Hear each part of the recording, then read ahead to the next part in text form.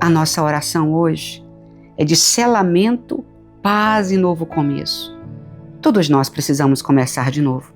Erramos, mas temos o direito de continuar. Então declare comigo agora: Senhor, eu selo este ciclo de orações com gratidão. Tudo que foi quebrado, permaneça quebrado. Tudo que foi restaurado, permaneça firme.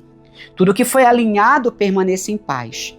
Eu entro agora em um novo começo, mais leve, mais consciente e mais forte. Nada do passado me define.